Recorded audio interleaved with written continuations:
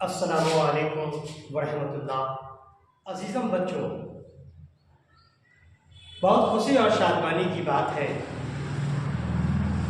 कि मैं जब से यह वीडियोज़ बनाना शुरू किया है, सब्जेक्ट बायोलॉजी को मैंने मुंतखब किया है और जब से हमने इससे कंटेंट देने का काम किया है तो बच्चे बहुत खुश खुर्रम दिख रहे हैं और बच्चे का यह कमेंट भी आ रहा है कि माशाअल्लाह बहुत अच्छा कंटेंट है और बच्चों को हमको लगता है कि बच्चों को समझ में मेरी बात आ रही है। तो हम कोशिश करेंगे कि आपके समझ के मुताबिक बायोलॉजी का जो कंटेंट है, जो टफ ज़बान में है, हम उसे आसान और सरल बनाकर कंटेंट को पेश करने की कोशिश करें। मगर याद रखें कि हम जो भी कंपटीशन देने वाले हैं, हम कंपटीशन की प्रिपरेशन कर रहे हैं, तो उसके लिए आपको ये चीज़ ज़रूरी है कि जो बायोलॉजी का कंटेंट है, जो बायोलॉजी के मवाद हैं,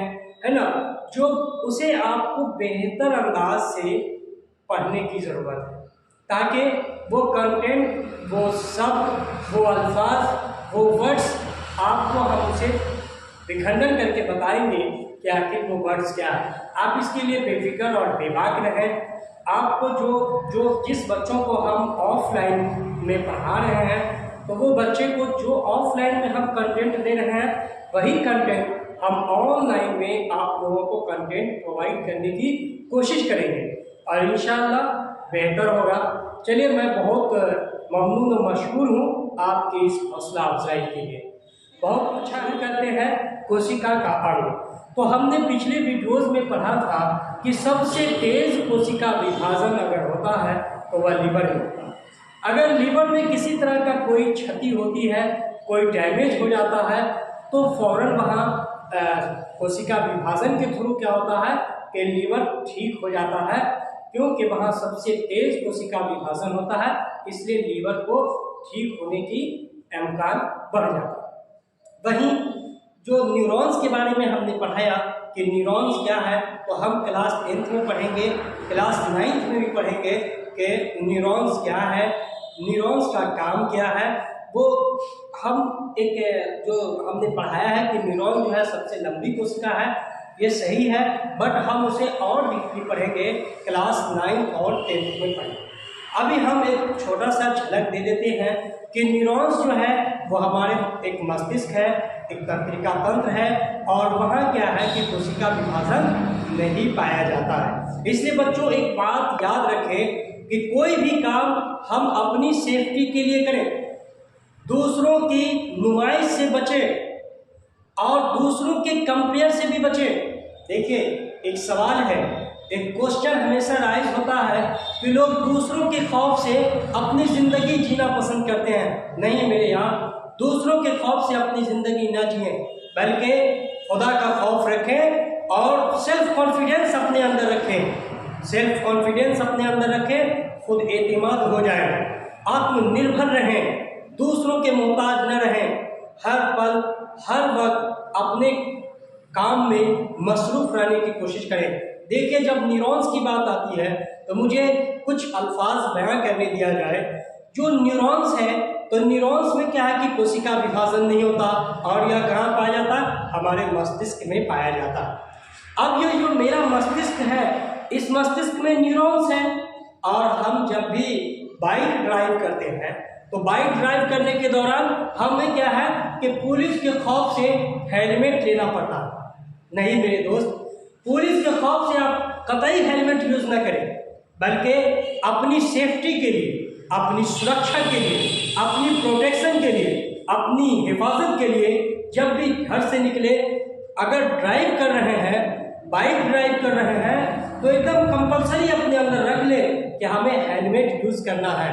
पुलिस के खौफ से नहीं, अपनी सुरक्षा के लिए, अपनी हिफाजत के लिए हेलमेट का इस्तेमाल करें और वो एक तरह का रूल्स को भी फॉलो कर लेंगे और दूसरा हमारे बॉडी की हिफाजत भी होगी।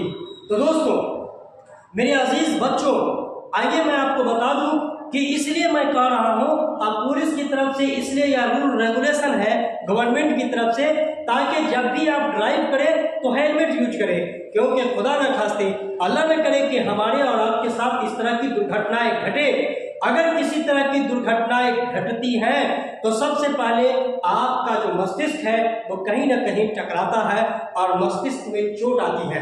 अगर मस्तिष्क में चोट आई तो याद रखिए यह न्यूरॉन्स को क्षति पहुंचाएगा और न्यूरॉन्स में किसी तरह का कोई कोशिका विभाजन नहीं है। तो याद रखें, इसलिए आप हमेशा जब भी घर से निकले ड्राइव करें तो हेलमेट प्लीज, या मेरी तरफ से विनती है कि आप जरूर हेलमेट यूज करें, क्योंकि हेलमेट से आपके बॉडी की सुरक्षा है, आपकी सुरक्षा है। आप हैं तो यह सब कुछ है, अगर आप नहीं है तो कुछ भी नहीं है। यह समझे कि अगर न्यूरॉन्स को क्षति पहुंचता है तो न्यूरॉन्स जो है, जो मस्तिष्क है, जो हमारा मस्तिष्क घिरा हुआ, यह क्लास 10 की चीज है, बट मैं संक्षेप में आपको बता दूं ताकि आपको इससे एहतियात और संयम बरत सके और आप अलर्ट रहें, प्री अलर्ट रहें आप, ताकि आपको किसी तरह का यह घटनाएं न घटे।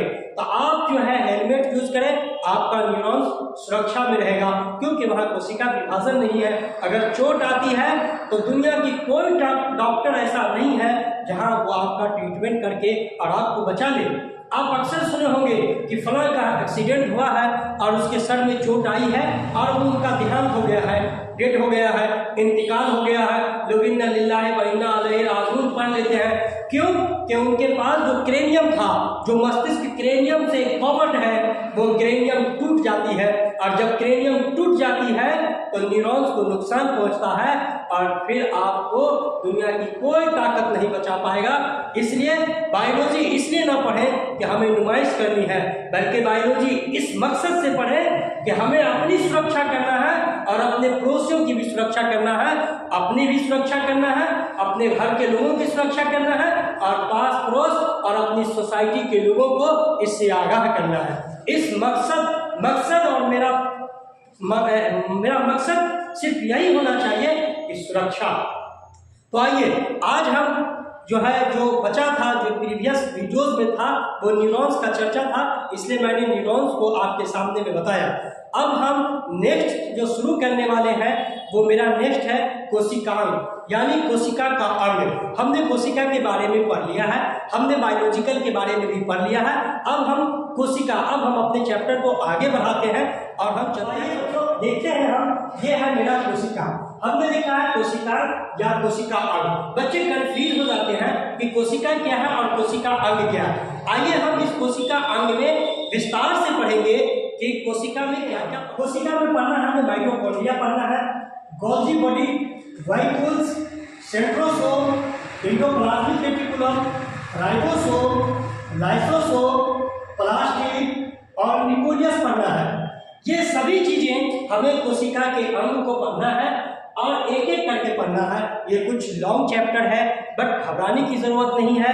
अगर हम एक एक करके हर एक चीज को डिफाइन करने वाले हैं, बड़ी अच्छी चीज हम देखते हैं कि माइटोकॉन्ड्रिया क्या है। तो सबसे पहले हम माइटोकॉन्ड्रिया को साइड में लिख लेते हैं, माइटोकॉन्ड्रिया के बारे में जानते हैं कि माइटोकॉन्ड्रिया क्या है।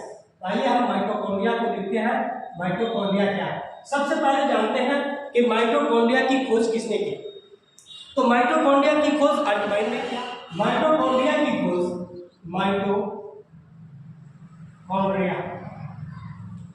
माइटोकॉन्ड्रिया की खोज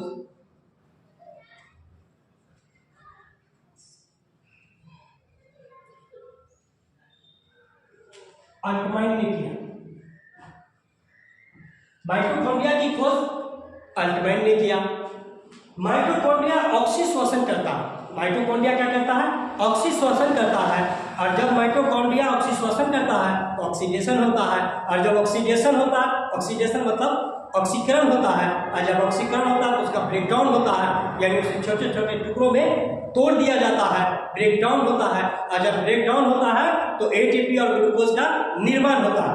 ये माइटोकॉन्ड्रिया को हम क्लास 10 में डिफाइन करने वाले हैं। माइटोकॉन्ड्रिया तो हम यहाँ लिखेंगे माइटोकॉन्ड्रिया।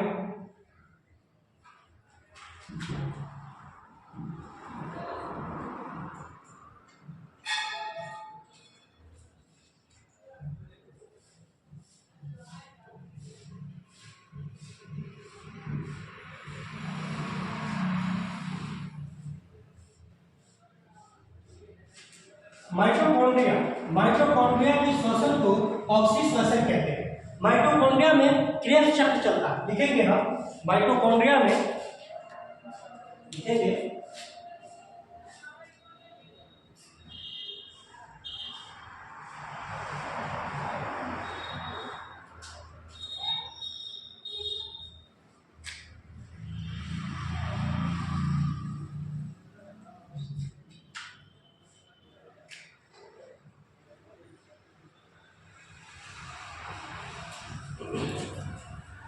यहाँ देखिए बोर्ड पर माइटोकॉन्ड्रिया, माइटोकॉन्ड्रिया में क्रेब्स चक्र चलता है।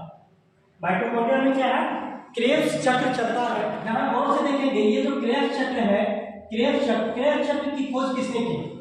तो क्रेब्स जो चक्र माइटोकॉन्ड्रिया में क्या चलता है? चक्र चलता है, और इस चक्र की खोज करने वाले साइंटिस्ट का नाम है क्रेब्स। इस साइंटिस्ट का नाम क्या है? क्रेब्स। यहाँ लिख सकते हैं हम कि साइंटिस्ट का नाम क्या है? क्रेब्स। ये क्रेब्स एक साइंटिस्ट है, उन्होंने माइटोकॉन्ड्रिया का जो चक्र है, माइटोकॉन्ड्रिया में जो चक्र चलता है, उस चक्र की खोज करने वाले को क्रेब्स कहते हैं, यानी क्रेब्स ने इसकी खोज किया। तो ये था माइटोकॉन्ड्रिया। अब आता है कि माइटोकॉन्ड्रिया में जो ऑक्सीडेशन होता है तो क्या होता है? एटीपी प्लस ग्लूकोज, एटीपी और ग्लूकोज बनता है। क्या बनता है? एटीपी और ग्लूकोज बनता है। यानी जब भी ऑक्सीडेशन होता है तो एटीपी और ग्लूकोज बनता है। और ये एटीपी और ग्लूकोज क्या करता है? एटीपी और ग्लूकोज क्या करता है? यह हमें एनर्जी प्रोवाइड करता है। यह हमें क्या करता है? यह हमें क्या करता है? एनर्जी प्रोवाइड करता है। एनर्जी प्रोवाइड करता है। एनर्जी प्रोवाइड करता है। ये क्या करता है?